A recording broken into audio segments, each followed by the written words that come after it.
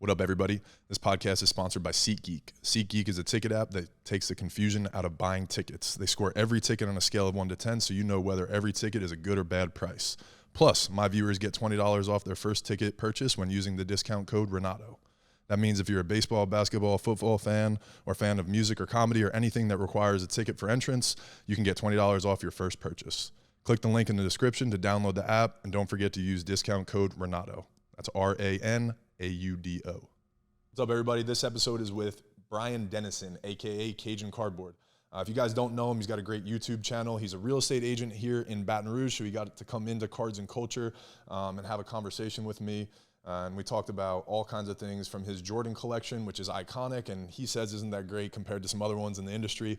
But we talked about negotiation style, what he's looking for, and some possible prospects that he might be investing in for when he's done with his Jordan collection. Enjoy the episode, guys.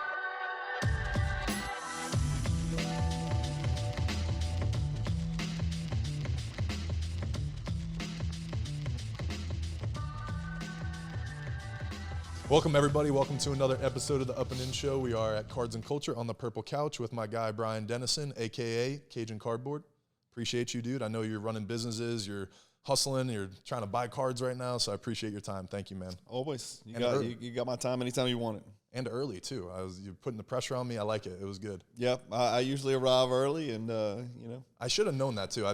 We've met a bunch of times before, and you're always at least 15 minutes early. I was just, as running businesses, putting out fires. Pretty detailed, so I'm usually not going to be late. Like, if I err on the side of anything, it's going to be early rather than late. Very cool. No, I love that about you. I think that's one of the things I've respected and appreciated so much since I've gotten to know you. So, but exciting stuff, man. I think this conversation came about because, some things happened in my life business-wise, and I have a little bit of money that I'm going to inject into Cards and Culture. So, I was looking to add some assets to our balance sheet, and one of the things was I wanted to add some Michael Jordan stuff, and obviously you are, in my opinion, the GOAT Michael Jordan collector, and knowing all things Michael Jordan, inserts, collections, that kind of stuff. So, but you don't have anything to sell to me right now, huh? No, there's a reason, right? I'm buying. I'm in buy mode. Me too. Yeah. There was a phase there where I had some duplicates and I moved them, when the price made sense, and that's why I picked them up for investment reasons. But most of the Jordans that Jordan cards that I'm buying now I want to collect them, right? People are always talking about the hobby and how it's split into investors and collectors. Right. I think most of us are a little bit of each, right? We're a hybrid, but.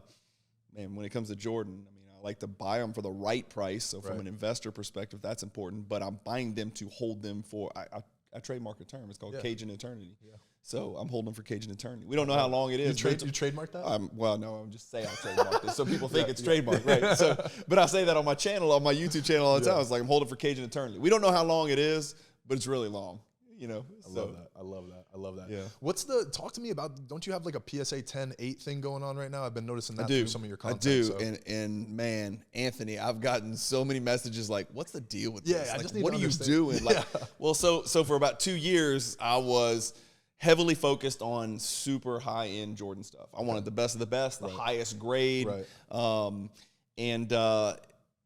Prices ran. You know what prices did over the last 2 years. Now, they've come back a little bit over the last year, even for Jordan, like all the other basketball players out there. But, it got to the point where we call it mail days in the hobby. I'd get a mail day, once every 2 weeks. Well, that's fun. But getting, 15 mail days every 2 weeks is a lot more fun. So the lower price point Jordans started to intrigue me. And, so I just started looking at lower graded Jordans. So traditionally, my high-end Jordan collection is PSA 10 or BGS 9.5, where those cards exist, right? Some cards are just so rare or so condition sensitive, you can't buy that grade. Right. But generally, I try to get the best of the best as far as quality and condition. And I'm still doing that. I'm just sprinkling in, some PSA 8 Jordan stuff.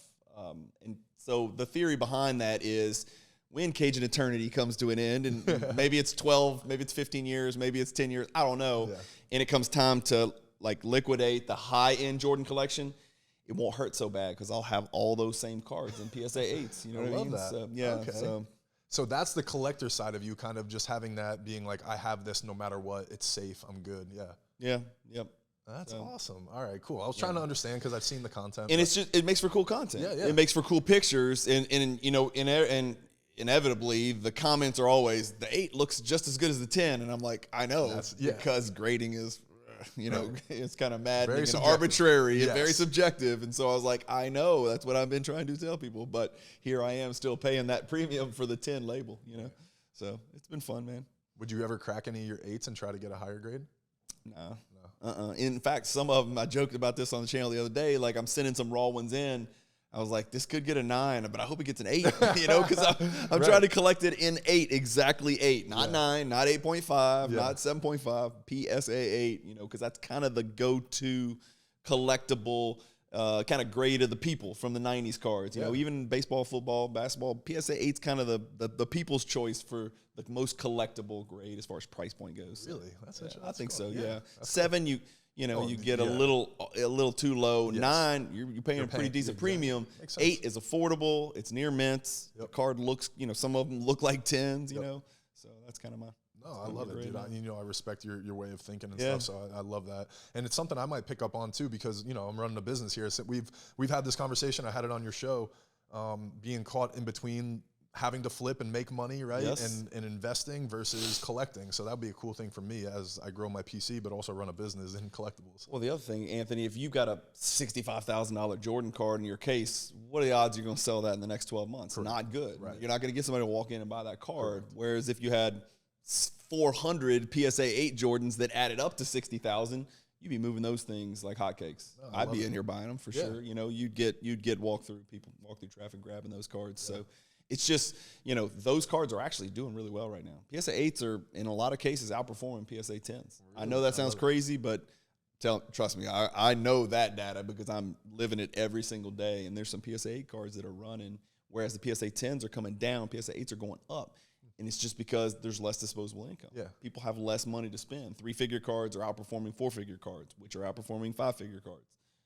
It's just the way it is. Yeah, and that has a lot to do with the economics right now in the world, 100%. Right? Yeah, it has to do with outside the hobby, world economics, people's Bitcoin and ETH and Ethereum and stock portfolio, and people are getting cutbacks, and there's a lot of bad stuff going on in the economy, and so they want to keep participating in the hobby, and where they might have been buying a $4,000 card, 2 years ago when the money was flowing. Right. Now it's not flowing, and so they're buying $400 cards. And so that's the trend that I'm noticing. Yeah. So we'll see where it goes from here. Very cool. Like this is why I love these conversations, because I never thought of it from that perspective, but it makes total sense, and it's something that's probably valuable to know going to shows and running obviously a collectibles business too. So that's awesome.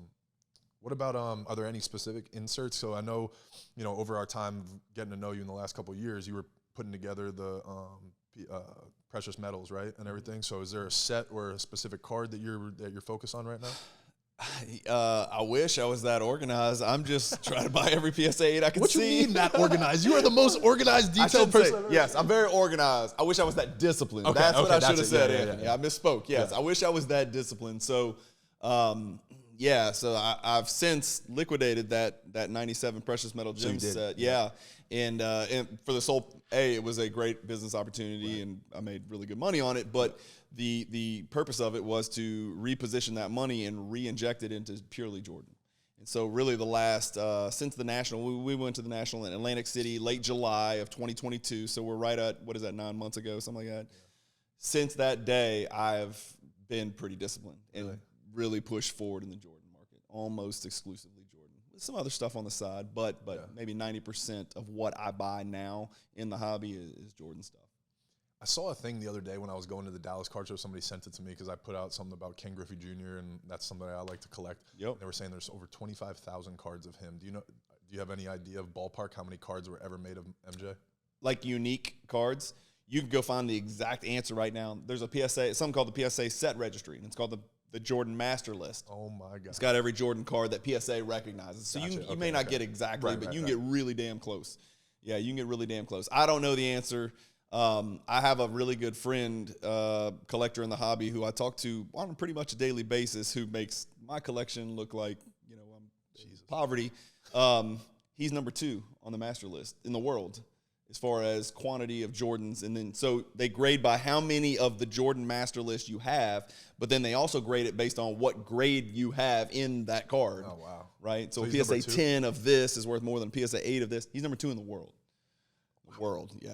So he's where I go when I have questions. That's who I go to. Yeah, amongst other guys out there. There's other really monster Jordan collectors out there. So it's a pretty cool, tight-knit community. Yeah, I love that. That is one of the things I love about the hobby, right? I went to Dallas. There's a kid that comes in here. I say kid, he's around my age, but and he's met people just from breaks, right? And he was like, I'm going to Dallas and I'm meet up with 4 or 5 of these guys that I've met in breaks, and now we have a group chat and all that, but it's all the people that he collects, right? He's more vintage baseball, modern baseball, and things like that, but all those people collect the same things as him, and he had a cool group at Dallas, so I love that shit. That's Instagram changed my whole hobby. Like, it changed everything for me. It was a massive step forward. It helped me find cards I couldn't find otherwise. It helped me sell cards I would have trouble selling or avoiding fees on eBay and other platforms where they take a cut. And the hobby's so much more fun when you can share it with like-minded people who collect. It's no different than scrapbooking clubs for women and or men, and like Facebook. There's Facebook groups for everything in the world, like Nintendo Facebook groups or Ninja Turtle Facebook group. I mean, you could go down the list. It's the same way. And so I've got 2 kind of go-to Instagram group chats for the guys that I like to collect. And so it's awesome. It's great for questions and answers. You give some, you get some back, and it's awesome, man. Yeah, I love that. Well, I know you said you collect some other people on the side. I know about Dame Lillard, but if we fast forward 20, 30, 40 years, where are we looking? Is there anybody that compares to Jordan that you might be investing your money into? No, but let me tell you why, right? So no, there's no way anybody can replicate because the era is different. So on court performance wise, think about before Jordan. Does anybody before Jordan, let's see, the NBA was around since, let's say, the 40s. Jordan was in the 80s. Jordan finished, early 2000s. So that's 60 years. In those 60 years, would you put anybody in the same conversation as Jordan? Okay, so we may LeBron, need another. Okay, but that's before. I'm talking about before. Okay. So the closest thing to replicating Jordan on court is LeBron James. Right. And right now, a lot of people talk about Kobe, and while they may like Kobe and they may be big fans of Kobe, and he may have tried to emulate Jordan, Kobe didn't remotely come close to Jordan from a resume standpoint. LeBron, there are legitimate arguments, belongs in the conversation for what they call the GOAT in the hobby, what you and I call the GOAT. I don't think LeBron's there, but it just depends on how you prioritize stuff. If you prioritize, rings, Jordan's got LeBron beat. If you prioritize finals appearances, LeBron's got Jordan beat. If you prioritize, how good they were in their peak, Jordan wins. If you prioritize longevity and durability and, aggregate stats, points, rebounds, assists, steals, blocks added up over a career, LeBron's got Jordan beat. So, man, look, there's arguments everywhere. Yeah. The first person, somebody's going to say, well, Jordan never went to 10 or 11 or 12 or whatever NBA finals. And the Jordan guys can come back and say, well, he never went to a Game 7 in a finals. He was 6 for 6. So it cuts both ways. But the difference between Jordan and LeBron is if you go back and look at their rookie year, you could argue 2. There's 2 Jordan rookie cards. Yeah. How many LeBron rookie cards are there? Yeah. A bunch of different kinds. Yeah. A lot, right? And so the hobby's different. And then you can go back and look at the NBA. When Jordan was a rookie in the NBA, how was the NBA doing? It was just then getting saved by Bird and Magic. It was in a dark place, right? Cocaine, fighting, off-the-court issues. Bird and Magic came in, swept all that away, and Dr. J helped a lot too, but Magic and Bird traditionally saved the NBA, and then they ushered in the Jordan era. So Jordan was taking the NBA from when it was a baby. LeBron's stepping into a full-fledged, the real deal. The NBA is the real deal worldwide. And so it's just hard. It's hard I can't fathom any way LeBron could have as much off-the-court effect as Jordan did. With the Jordan brand, I mean, think about it. Yeah. Jordan brand. How do you compare? That's interesting because, it's tough, man. Yeah, no, it is. And this is I love this conversation, especially from somebody who thinks the way you do and so highly. When you say off the court, that's where I'm like, I think LeBron's got MJ beat. I know he's got the Jordan brand. I know it's $1 billion, but LeBron to me, and LeBron's still just doing so much more, and he's got school, so how do you compare that? LeBron's done nothing wrong. That's the one thing people. And I know you love LeBron too. Right? And I do. I collect him in a pretty big way. But, you hear people all the time talking about, LeBron off the court has been a model citizen. He does great things off the court. Sometimes he, speaks on topics he's probably not the most well-versed on, but that's human. That we all do that, right? They're just different, man. They're just different strokes for different folks. And, you know, the one thing I'll say is you're not going to see nearly as many.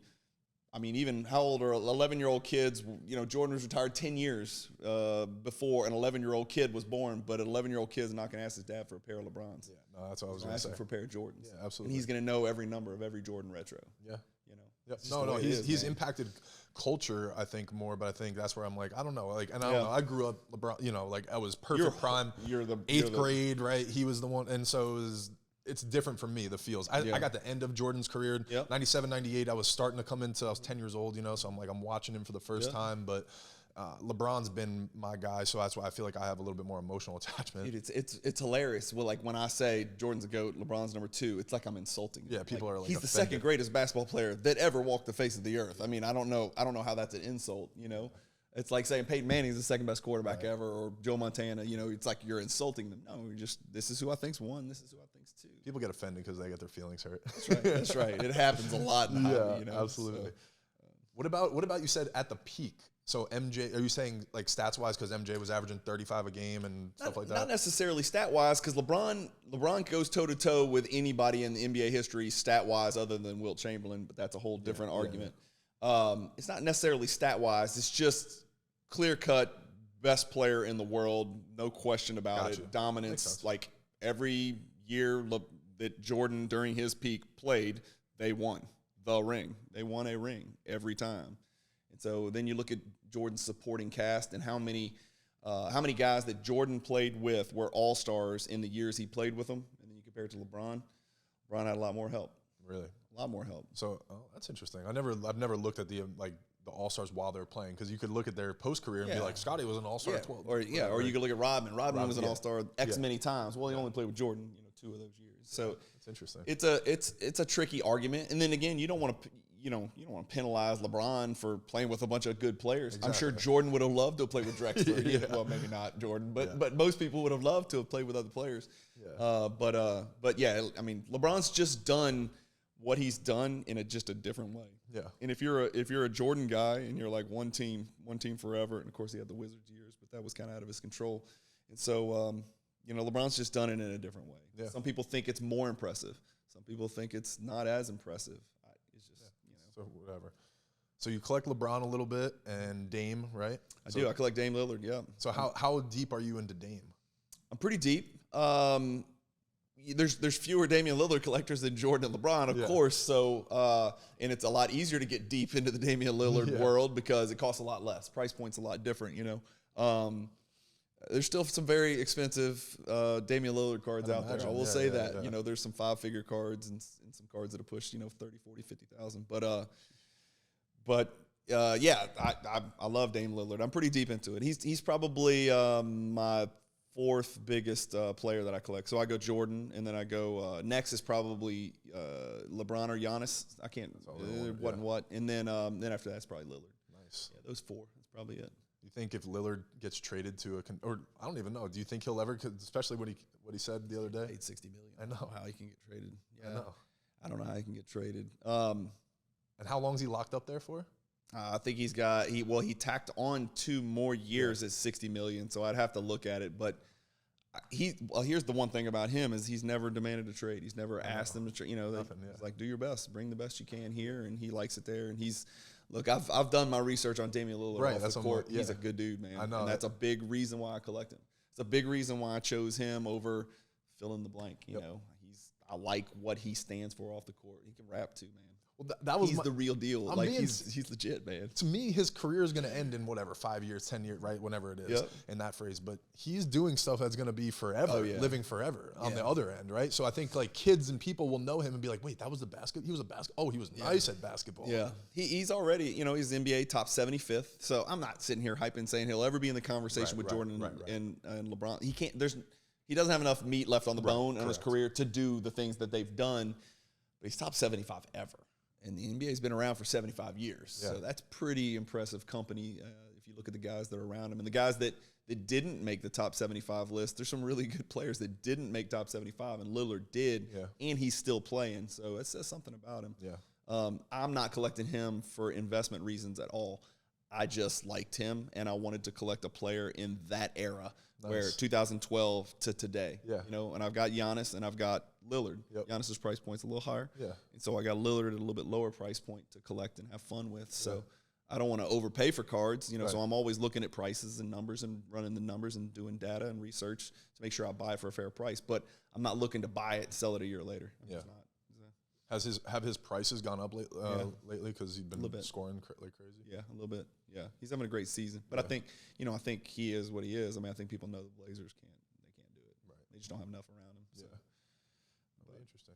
Yeah. Well, I think that's a great play. I love Damian Lillard. I always love looking for avenues like that, right, as a business owner, where you can kind of look for market opportunities. So I think I love that. And since you started posting about that and putting it out there, I've really appreciated the content. And every time Dame scores 40 or 50, I'm like, look, Denison's killing it. Let's go. But again, it's not like money's flowing into my pocket. I'm not selling them, but it's value nice of your collection. He's substantiating, the reason why I collect them. No, there's other guys. Like, I think Westbrook's undervalued. I think historically people are going to look back on Westbrook very fondly. I think right now it's a bad word, right? I agree. We don't want to talk about Russell Westbrook. I agree. When we look back on Russell Westbrook, and it happens to everybody at the end of their career. Tim Duncan was a fossil at the end of his career. Yeah. Ewing was trash. Yep. Shaq wasn't even wanted. Yep. Go down the list. Dwayne Wade. Go down the list. Everybody tails off.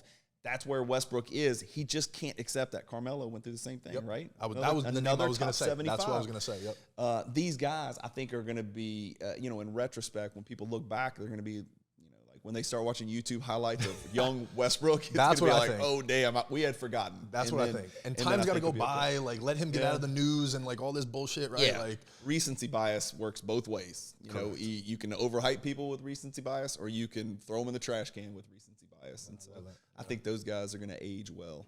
I agree. I've said that about Russell Westbrook. We've had that talking here, and it's like everybody hates him now. It's like you said, it's a bad word almost, but I mean, he plays every game. He plays every game he can possibly get on the floor and play. He plays. That's a big deal right now because not everybody's doing that.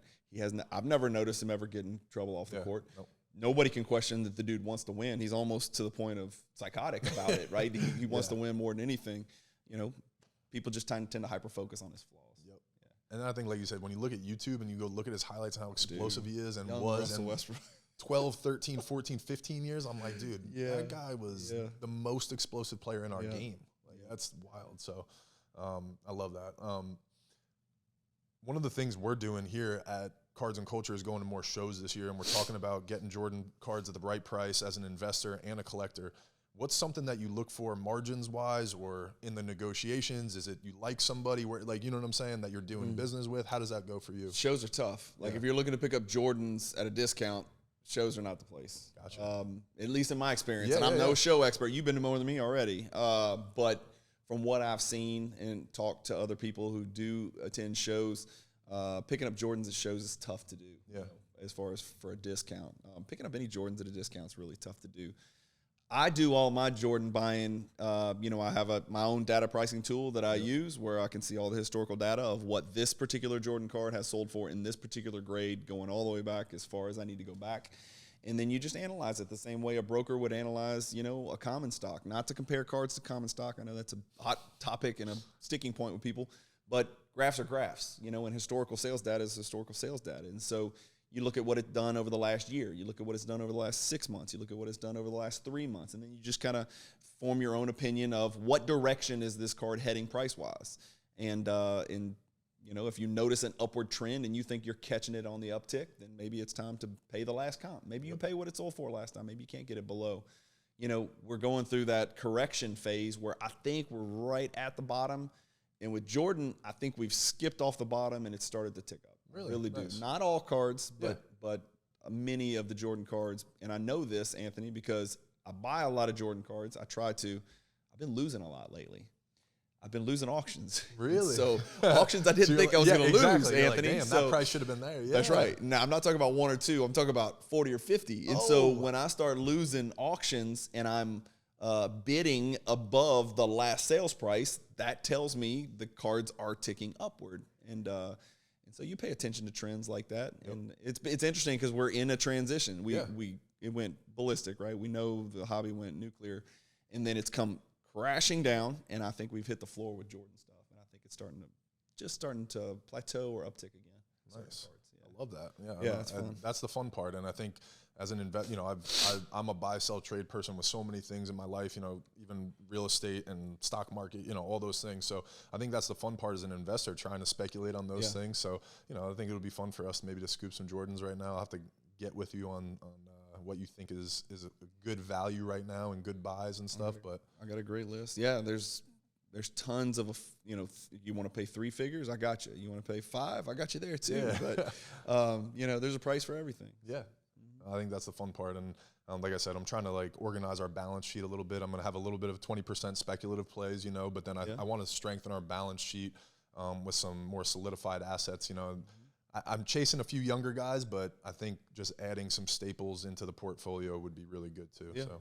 For sure. It's interesting collecting a player that's not playing anymore.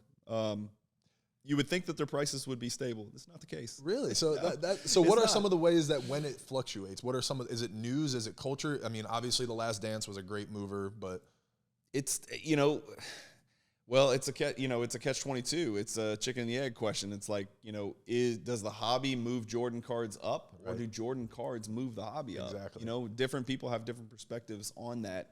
The one particular Jordan card for a while there was the face of the hobby, and then the Luka Doncic card was the face of the ultra modern hobby. But we don't know if it was the hobby wins blowing that card up or vice versa. Correct. Man, it's fascinating, and every time you think you have it figured out, you don't. No. So that's what I think that's life, right? That's what I've learned. Yeah, that's definitely can be applied to life. But yeah, like you said, man, cards are very similar to stocks and crypto and this and that. It's just observing trends and making educated decisions and then predicting the future, And history repeats itself. That's what I people are like, if you study, that's, again, you can't compare them to stocks, but you can show historical data. And that's where I'm a betting man, I'm an investor. I'll take numbers all day. And and that's the kind of stuff that I pay attention to too. So that's why I've been buying the last 2 or 3 months when the market's down, and now just looking for opportunities to sell certain things, but if there's still opportunity to buy, that's what I'm doing. I've been buying young guys actually too, a few young guys. Well, that's the deal, Anthony. It's counterintuitive, but the people watching, would you rather go buy a card that's gone down 90% over the last 3 months, or a card that's gone up 50% over the last 3 months? You want to buy the card that's gone down, because you think you're buying at a lower price point, assuming you believe in the player you're buying and the card you're buying, right? So when I buy Jordans, a lot of times I'll go to my, the software that I use to track pricing and indexes, historical indexes. I'll look up, I'll sort it by cards that have gone down the most over the last 6 months. I'll find the ones I don't have, and I'll start looking for them on eBay. Click the link, takes me straight to eBay, and I'll start looking at buying those cards at this depressed price point, because, the one thing we know about players who are retired that have been around for 30, 40 years is that, they're not going to do anything dumb off the court. Well, hope, God willing, they could still do something dumb. Yeah, but historically, they've gone up and to the right. Cards have gone up and to the right. Mickey Mantle, Willie Mays. I mean, those guys, they will swell. They will go up. They will go down. It'll undulate. But long term, it's a good play. No, absolutely, buying the dip. That's, story of our year right now. That's it. But give me, all right, before I let you go, some young names. You're a basketball guy. Who are you watching? Who do you like that you might be speculating? I know you're not buying, but yeah. Let me think through this. Hold on. So I'm going to give you from the last few years. So De'Aaron Fox is on fire right now. Yep. The Kings are looking to make a move. His prices have ticked up a little bit, but I still think he's probably priced like an off-the-radar guy, and he's going to win. He's going to get an All-NBA spot. He might get first-team All-NBA. He's going to be first, second, or third. I think he's got a chance at first. So De'Aaron Fox is a guy that I really like. And I'm giving you the non-obvious ones. I'm not going to say Doncic. Obviously, Doncic is transcendent. He's great. Tatum. No brainer, I get it, right? So this is what I'm looking for. Yeah. Well, here's the deal. Jokic is a guy, 2 MVPs in a row, possibly his third. It looks good. Him and Embiid, not that expensive. It's crazy. I was just at the card market in Dallas. The card show in Dallas. And I'm looking at them like, why am I not buying these? Not that expensive, and his rookie card comes from an era where the production, the amount produced is significantly lower. The pop is much lower. The population of cards and rookie card options that you have is much lower. So every year, the number of rookie cards, the number of unique rookie cards for these players gets larger every year, and the number of those unique rookie cards that were produced gets larger every year. So it's a double-edged sword. So I like those 2012, 13, 14, 15, 16 rookies. Those guys have been in the league about 10 to 8 years, who still have a chance to win some rings and do some things. I like buying that because that population's a little bit lower. Yeah. How's Devin Booker's market? It's heating up a little bit. He disappeared for a while there with an injury, and now he's back. And then everybody was really excited. They're like, well, he's got a really good chance at a ring because Kevin Durant came in, and Durant turned his ankle in warm-ups at his home opener and never got to play in his home opener. So I haven't looked real closely at it, but my guess is there's a lot of people that are in wait-and-see mode. There wasn't a lot of cards for it. I was looking to find a good card to buy before the He's 2015, playoffs. right? Yeah, he's 2015 rookie. So that's a good year. Like, that was pre-population explosion. Yeah. There's a lot of really good options for Booker. His silver prism means something. Exactly. There's not thousands. I was just going to say the pop report on not that is a lot different than Giannis and Luka. It's a lot different than Luka. Yeah, for sure. What about young? Like so Jalen Green and Ant Edwards are my two that I'm like watching from a distance, picking up, small signature stuff at $200, $150, $300, that kind of stuff. So I like Anthony Edwards. Hasn't missed a game this year. I know. He's got the dog in him, man. I like Anthony Edwards. Yeah. I'm not sold on Jalen Green. No, okay. I'm a big Kevin Porter Jr. fan. His price point's lower. Yeah. And I just think all around KPJ's got a little more potential. And I'm one of the very few people who are high on Kevin Porter Jr. right now, And that whole franchise is in disarray. It's a disaster right now. They're both stuck in disaster mode, but they might get Victor. That's what I was.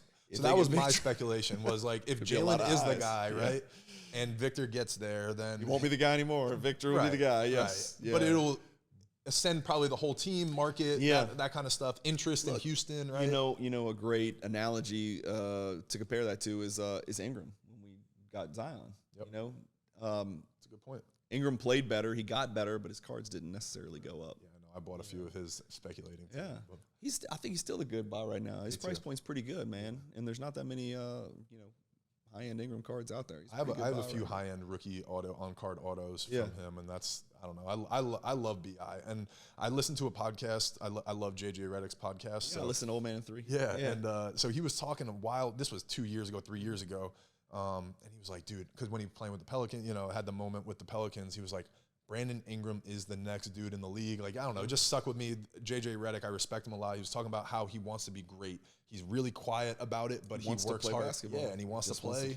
So I was like, all right, I'm on that. He's been going through some nagging injuries. This is not, this is 2 or 3 years running. It's just frustrating. It is frustrating. He needs to eat something. Exactly. But too, some of these guys, they figure out their body later in their careers and life and stuff. But he definitely does need to mix in some meals. Yeah, he's still young though. I mean, his rookie was like 2016. 16, probably 19. So he's what, like 27? Yeah, he's still got a little bit of time. Man, he's got like 10 years left, man. 8, 9 years left. Yep. So, but it's crazy when you think about guys like that, and then think about how many finals LeBron went to. If Ingram went to every single NBA finals between now and the time he retires, he would not go to as many as LeBron. He could go to every one until he retires, and it would not be as many as LeBron went to. And if he won a ring every single year, he would not get to Jordan probably not likely. So it's tough. Like I think people sometimes hold on to prospects too long. Yes. Investors I'm talking about. Collect who you love. Right. If you love Brandon Ingram, go collect the hell out of Brandon Ingram. But if you're just in him for the money, I think people hang on a little bit too long. I agree. Hold out hope. I agree. That's why I really, if I'm going to make a big investment in a card, it's going to be something that's going to look good in the shop and somebody that I like long term. You know what I'm saying? Yeah, that you would be okay 10 years from now. Yeah, exactly. I'm with you, man. I'm with you. Yeah. So and to me, that's the part about cards that I love is like it can serve as art, right? If it goes to zero, which I don't think it will, but these higher end cards, they're just still great pieces to have as a collector. So that's the fun part for me. Yeah, definitely. But BD, man, thank you so much. I appreciate this. Of course. I should explain my socks. These were my work socks. Yeah. So I'm in my casual mode here, but I got work socks. I was the only long socks I had. I figured these polka dotted blue socks were better than skin. My skin's showing, It's like either way, I look like an idiot, but at least I'm a big quirky socks guy. So Okay. I'm like, when I dress up, I'll wear the loudest socks because I know my parents are going to come up and everything. So I actually like it. I was like, I'm here for it. Yeah. Even if you should have just ran with it and been like, yeah, these are my socks. This is what everybody's doing. Exactly. Yeah. Well, thank you, dude. I appreciate it again. And this is always fun when we chop it up. I appreciate it. And I feel like I always learn something too. So thank you. Sure. Yep. Appreciate it.